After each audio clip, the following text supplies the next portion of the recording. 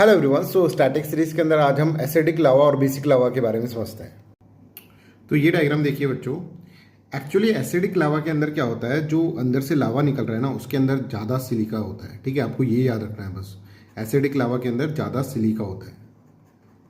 अब सिलिका मतलब एक तरह से समझो मिट्टी, है ना। अब किसी भी चीज़ के अंदर ज़्यादा मिट्टी डाल दोगे आप, कोई भी लिक्विड के अंदर ज़्यादा मिट्टी डाल दो तो वो लिक्विड जो होगा वो विस्कस हो जाएगा, है ना। विस्कोसिटी उसकी बहुत ज़्यादा हो जाएगी, विस्कस हो जाएगा, it will become more viscous. ठीक है, it will become more light colour. अगर मान लो कोई डार्क कलर की कोई चीज़ है, उसके अंदर अगर आप मिट्टी डाल दोगे तो वो लाइट कलर की हो जाएगी। ठीक है, उसका मेल्टिंग, फिर उसको गर्म करोगे तो मेल्टिंग पॉइंट हाई हो जाएगा उसका। समझ में आ रहा है? तो ये तीन चीज़ें याद हो गई आपको। एसिडिक लावा के अंदर विस्कस होगा, लाइट होगा और मेल्टिंग पॉइंट हाई होगा। क्यों? बिकॉज एसिडिक के अंदर मतलब क्या है कि मिट्टी ज़्यादा है, सिलिका ज़्यादा है। राइट। अब देखो, जिसके अंदर भी मिट्टी भरी होगी, अगर उसको निकालने की कोशिश करोगे, बाहर निकालने की कोशिश करोगे कि भाई तू बाहर निकल, तो वो निकलेगी, जो होगा वो ब्लास्ट के थ्रू निकलेगी। Blast, explosive.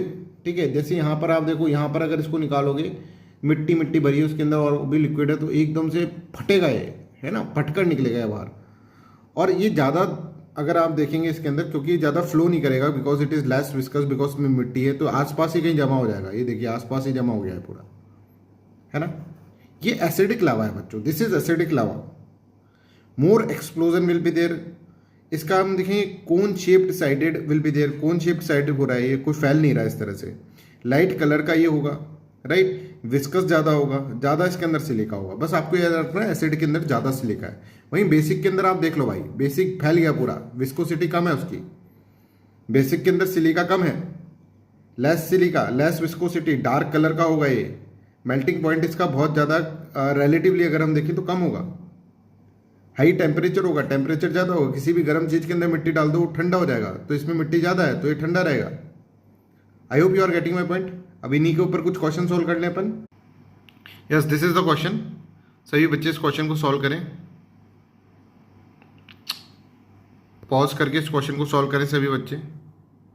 और एक सेकंड क्वेश्चन भी मैं आपको इसके अंदर दे रहा हूँ, this is the second question. दोनों क्वेश्चन सॉल्व करें, दोनों क्वेश्चन के आंसर कमेंट सेक्शन के अंदर लिख कर दें। Thank you so much.